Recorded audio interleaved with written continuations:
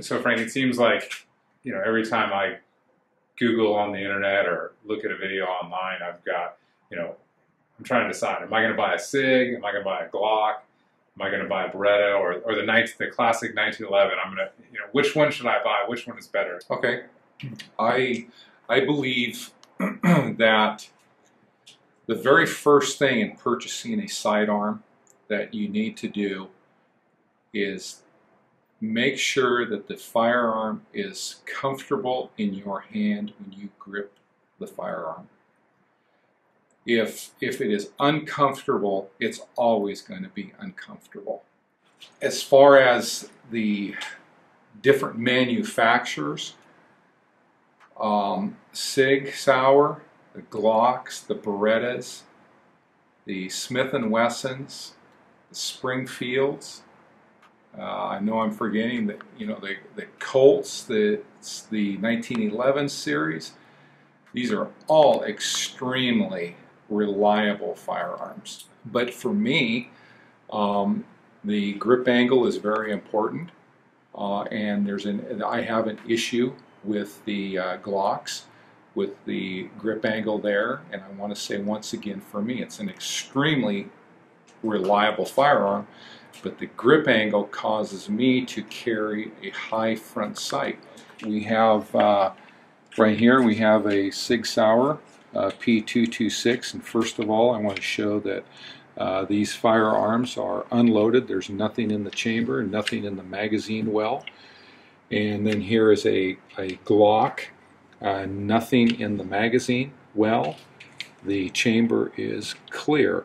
And I'm going to set the slides down, and so that we can compare the grip angle on them.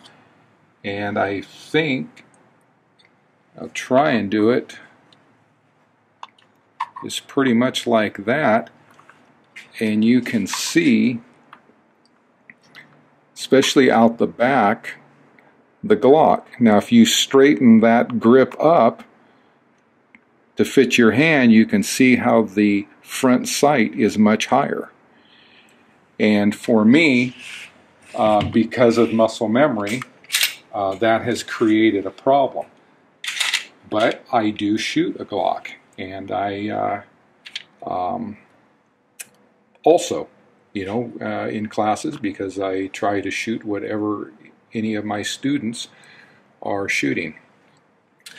This is the slide release right here, and we pull it down and we can set the slide down on it. I'll lock it back, put it back on the bench.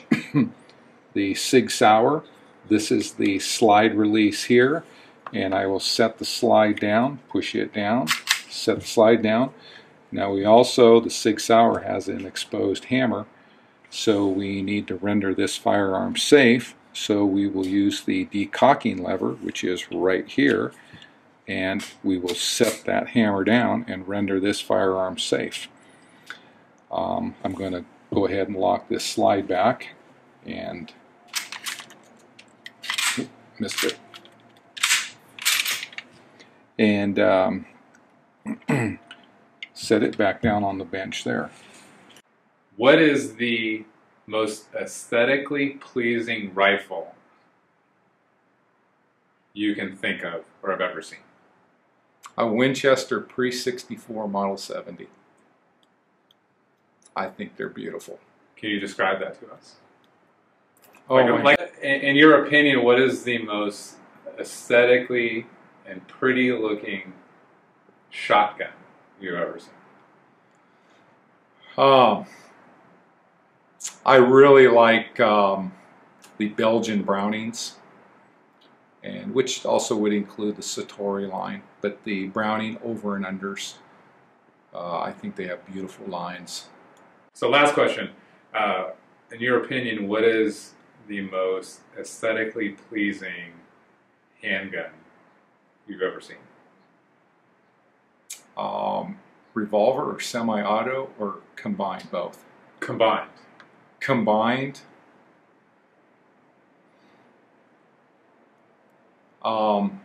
Smith & Wesson end frame revolvers, which would be like the model 29. 44 mags are beautiful. How many I inch think barrel and stainless or blue? Blued. You said aesthetically, Yeah, not functional. functional.